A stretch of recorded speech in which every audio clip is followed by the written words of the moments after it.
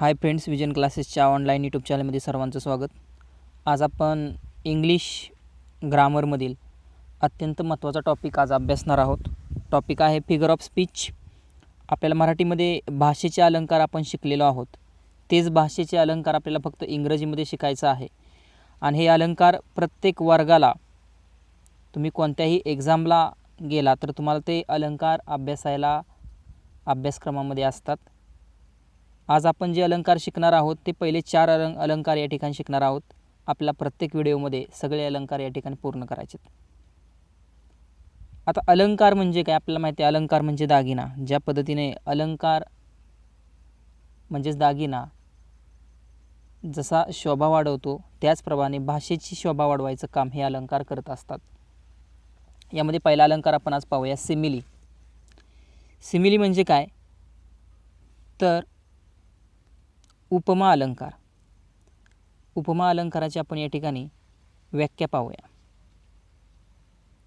A simile is a figure of speech that makes a comparison. म्हणजे simile हा असा अलंकार आहे ज्याच्यामध्ये तुलना असते. Showing similarities between two different things. दोन वेगवेगळ्या वस्तू असतील, दोन वेगवेगळ्या गोष्टी असतील, ज्यांच्यामध्ये असणारा सारखेपणा ज्या अलंकारामध्ये दाखवला जातो त्याला आपण सिमिली असं म्हणतो. अजून काय दाखवतं, a simile draws resemblance with help of the words like or as. किंवा या अलंकारामध्ये सारखेपणा दाखवला जातो कशाच्या मदतीने, लाईक आणि ॲज या दोन वर्ड्सचा वापर करून सिमिली अलंकारामध्ये त्या ठिकाणी तुलना केली जाते. Therefore it is a direct comparison. आणि त्यामुळे त्याला प्रत्यक्ष तुलना असं या ठिकाणी म्हटलं जातं. चला तर पाहूया, आपण उदाहरणं पाहूया याची. पहिलं एक्झाम्पल पाहूया. Tanaji fought like a tiger. यामध्ये दोन वेगवेगळ्या गोष्टी आहेत. दोन गोष्टींमध्ये तुलना आहे. पहिला आहे तानाजी, दुसरा आहे टायगर. परंतु या वाक्यामध्ये लाईक हा वर्ड आलेला आहे. म्हणजे तानाजी हा वाघासारखा लढला, बरोबर ना. म्हणजे या ठिकाणी वाघ जसा लढतो शूरवीरपणे, त्या पद्धतीनेच तानाजीसुद्धा लढलेला आहे. आणि म्हणजे या ठिकाणी दोघांमध्ये एक प्रकारचं साम्य दाखवण्याचा या ठिकाणी प्रयत्न केलेला आहे. दुसरं एक्झाम्पल पाहूया. I was wandering like a cloud. या ठिकाणी आय म्हणजे मी आणि दुसरा आहे क्लाउड म्हणजे ढग. आकाशामध्ये आपल्याला माहीत आहे ढग कसे हळूहळू धावायचा प्रयत्न करतात किंवा वेगाने धावण्याचा प्रयत्न करतात, किंवा त्या ढगांना कोणत्याही प्रकारची दिशा नाही. ते ढग वाऱ्याच्या दिशेनुसार कुठेही कसे भटकतात. त्या पद्धतीने या ठिकाणी असं म्हणतोय हा व्यक्ती की I was wandering like a cloud. मी कशासारखा भटकत होतो, कशासारखा फिरत होतो, ढगासारखा. या ठिकाणी लाईक या वर्डने आय आणि क्लाउड म्हणजे मी आणि ढग यांच्यातील तुलना केलेली आहे. तिसरं एक्झाम्पल पाहूया. O my love like red red rose. या ठिकाणी प्रेम आणि गुलाब या दोन गोष्टींची तुलना केलेली आहे. माझं प्रेम हे कशासारखं आहे, लाल गुलाबासारखं आहे, च्यासारखं आहे, बरोबर. या ठिकाणी सिमिलॅरिटी सारखेपणा दाखवण्याचा प्रयत्न केलेला आहे. आपल्याला माहिती आहे प्रेम कसं असतं आणि गुलाबही कसा असतो, सुंदर असतो. या दोघांची तुलना या ठिकाणी केलेली आहे. चौथं एक्झाम्पल पाहूया. दे फाऊट लाईक कॅट्स अँड डॉग्स. या ठिकाणी जी फाईट दाखवलेली आहे ती कॅट्स आणि डॉग, मांजर आणि कुत्रा, ते ह्यांच्यासारखे लढलेले आहेत. ॲक्च्युली दे म्हणजे या ठिकाणी असणारं सर्वनाम किंवा व्यक्ती, त्याची आणि कुत्रा आणि मांजर ह्या दोन प्राण्यांचे कोणत्याही प्रकारचा संबंध त्या ठिकाणी नाही आहे. परंतु त्या ठिकाणी असणारं बॅटल जे आहे, युद्ध जे आहे ते यांच्यासारखं दाखवलेलं आहे. कायम लक्षात ठेवायचं, लाईक ॲज यांसारखे वर्ड्स वाक्यात जर आले तर त्या ठिकाणी सिमिली हा अलंकार असतो. परंतु त्या दोन वाक्यामध्ये त्या दोन वस्तूंची तुलना झालेली असली पाहिजे. He is as strong as an fox. तो कशासारखा स्ट्रॉंग आहे, फॉक्ससारखा, म्हणजे ही आणि फॉक्स यांच्यामध्ये ॲजने तुलना केलेली आहे. लास्ट सेंटेन्स पाहूया सिमिलीचं. नाव I can see him getting off the train like a word dropped from long sentence. म्हणजे मी त्याला आता असं पाहू शकतोय जणू काय तो ट्रेनमधून बाहेर पडतोय. जसं एखाद्या मोठ्या सेंटेन्समधून, एखाद्या मोठ्या वाक्यातून एखादा शब्द ड्रॉप होतो, गाळला जातो. म्हणजे तुलना किती छान केलेली आहे. एखादा व्यक्ती भरलेल्या ट्रेनमधून बाहेर उतरणं म्हणजे तो त्या ठिकाणी काय झाला, ड्रॉप झाला. त्याच पद्धतीने एखादा शब्द एखाद्या वाक्यातून काढून टाकला तर तो त्या ठिकाणी काय झाला, ड्रॉप झाला. या ठिकाणी लाईक या वर्डनं तुलना केलेली आहे. कुणाची? हिम आणि वर्ड या दोन गोष्टींची. अशा प्रकारे आपण सिमिलीचं वेगवेगळी उदाहरणं पाहिली. पुन्हा एकदा सिमिलीचं मी तुम्हाला डेफिनेशन वाचून सांगतो. A simile is a figure of speech that makes a comparison showing similarities between two different things. दोन वेगवेगळ्या गोष्टींमध्ये सारखेपणा दाखवायचं काम किंवा तुलना करायचं काम उपमा या अलंकारामध्ये केलं जातं. चला आता आपण दुसरा पाहूया, मॅटॅफर. मॅटॅफर या अलंकाराला मराठीमध्ये रूपक अलंकार असं म्हटलं जातं. A metaphor is a figure of speech that makes an implicit, implied or hidden comparison between two things that are unrelated, not like. आता बघा, रूपक अलंकार म्हणजे काय असतं, तर कोणत्या प्रकारचं कंपॅरिझन करतं हे? इम्प्लिसिट. इम्प्लिसिट म्हणजे काय? पूर्ण पद्धतीचं. इम्प्लायड म्हणजे अप्रत्यक्ष किंवा हिडन कंपॅरिझन, लपलेली तुलना करायचं काम अशा दोन वस्तूंमध्ये करतं ज्या काय आहेत, अनरिलेटेड आहेत, म्हणजे ज्यांचा एकमेकांशी काहीही संबंध नाही, किंवा नॉट लाईक ज्या सारख्या नाहीत, but which share some common characteristics, पण ते दोघं म्हणजे त्या दोन वस्तू दोघांमध्ये असणाऱ्या कॉमन कॅरेक्टरिस्टिक्स म्हणजे एकसारखी वैशिष्ट्ये दोन्हींची जी आहे ते दाखवण्याचं काम त्या ठिकाणी केलं जातं. ऑर अजून एक व्याख्या पुन्हा सांगतो, an indirect or implicit comparison between two different things or object is called metaphors.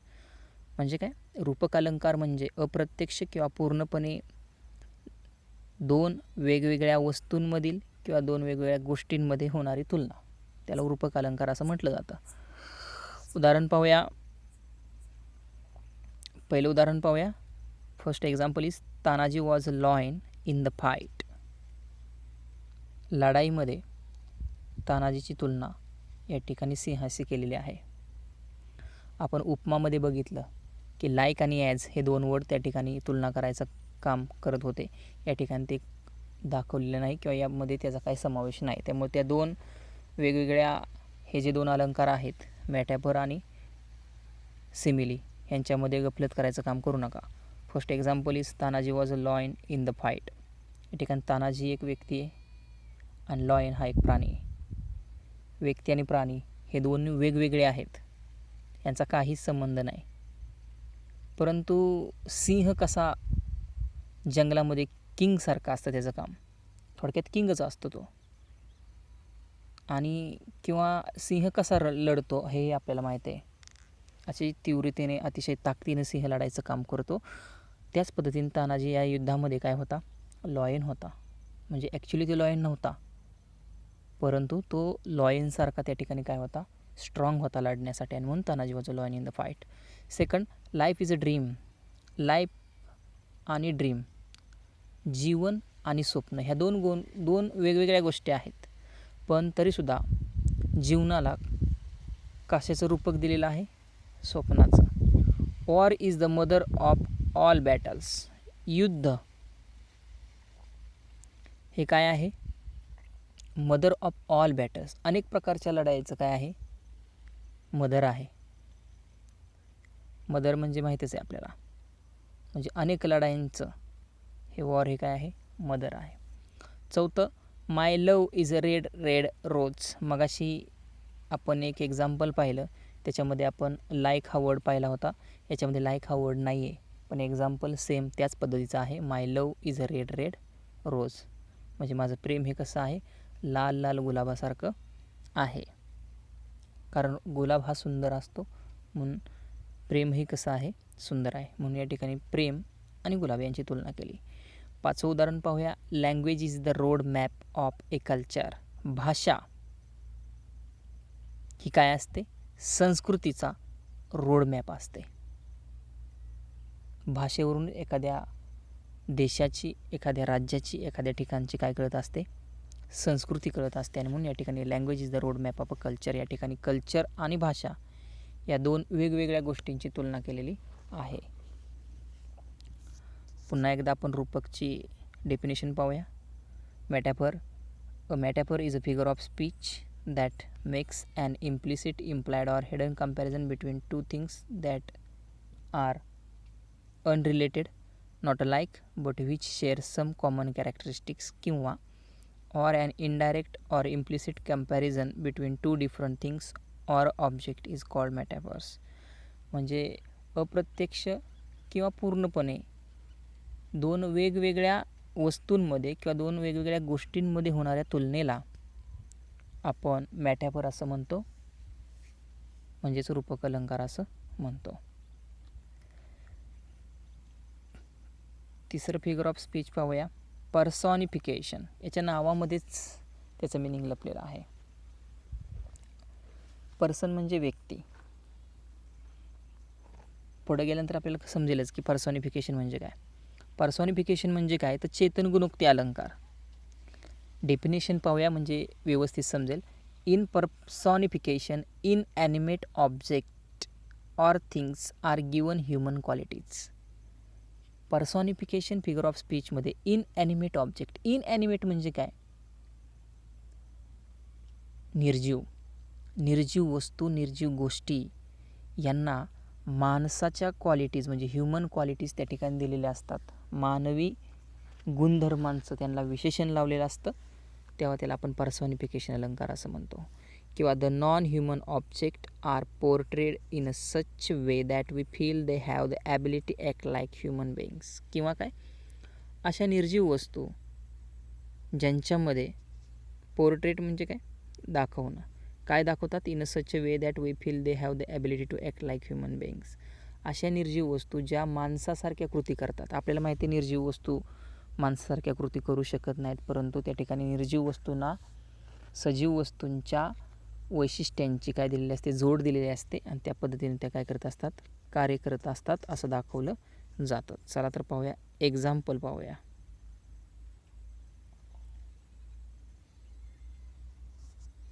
पहिलं एक्झाम्पल आहे, the car danced across the IC road. या ठिकाणी car danced across the IC road. आता डान्स करणं म्हणजे काय, नृत्य करणं.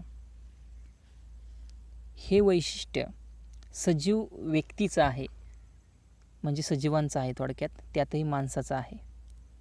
आणि कार ही निर्जीव गोष्ट आहे, पण त्याला विशेषण कशाचं लावलं आहे किंवा ती कशासारखी कृती करते असं दाखवले, सजीवांसारखी कृती करण्यासारखं दाखवलेलं आहे. The car danced across the IC road. एका बर्फाळ रस्त्यावरती एक कार नाचत आहे असं हे उदाहरण आहे, किंवा नाचली.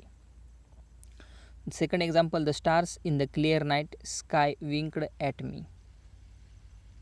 The stars in the clear night, स्वच्छ रात्री निरभ्र आकाशामध्ये. The stars in the clear night sky winked at me. Winked म्हणजे काय, विंक्ड म्हणजे डोळं मिचकावणं.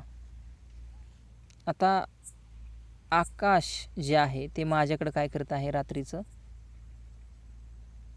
आकाशामध्ये चांदणे आहेत आणि त्या लुकलुक करत असतात, आणि ते पाहून मला असं वाटतं की त्या चांदणे माझ्याकडे बघून काय करत आहेत, डोळे मिचकवत आहेत. डोळे मिचकवणं हे कुणाचं वैशिष्ट्य आहे, डोळे मिचकावणं हे वैशिष्ट्य किंवा हे कॅरेक्टरिस्टिक्स हे ह्युमन बिईंगचं आहे, परंतु या ठिकाणी स्काय माझ्याकडे बघून डोळे मिचकवायचं काम करतं आहे असं या ठिकाणी दाखवलेलं आहे. तिसरं एक्झाम्पल पाहूया. The window winked at me. या ठिकाणी पण विंडो खिडकी माझ्याकडे काय आहेत बघत आहे, डोळे मिचकवत आहे माझ्याकडे पाहून. खिडकीचं दरवाजा हलत असेल त्याला या ठिकाणी काय दिली तुलना दिलेली आहे. विंक्ड म्हणजे डोळे मिचकवणं, आणि डोळे मिचकावणं हा गुणधर्म कुणाचा आहे, माणसाचा आहे.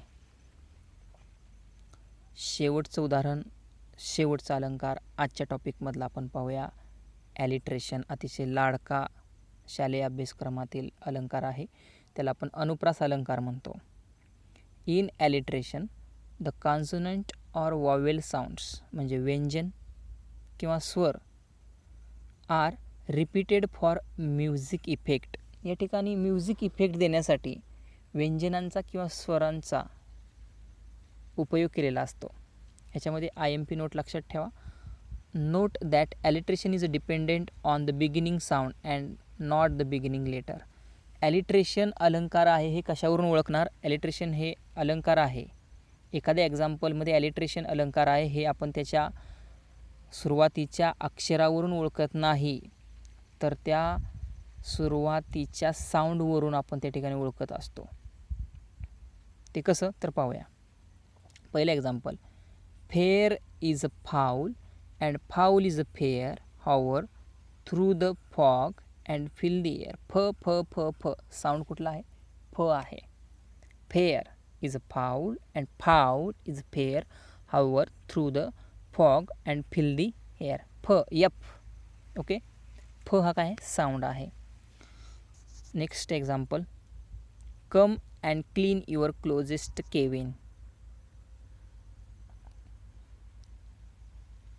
कम अँड क्लीन युअर क्लोजेस्ट हे 3 वर्ड या ठिकाणी ॲलिट्रेशन वाक्यामध्ये आहे असं दाखवायचं काम करतात. तिसरं एक्झाम्पल आहे, my friend foolishly forgot to take the first photo in France. फ. अशा प्रकारे आपण ॲलिट्रेशनची वेगवेगळे एक्झाम्पल टेक्स्टबुकमध्ये पाहू शकतो. हे सगळे भाषेचे अलंकार इंग्रजीमध्ये जे आहेत हे सर्वच वर्गातील 8वीपासून पुढचे सगळेच वर्ग आहेत, या सर्वच इयत्तांसाठी आवश्यक आहेत, कॉम्पिटिटिव्ह एक्झामसाठी आवश्यक आहेत. त्यामुळं हे जे मी तुम्हाला अलंकार शिकवलेले आहेत हे बेसिक आहेत.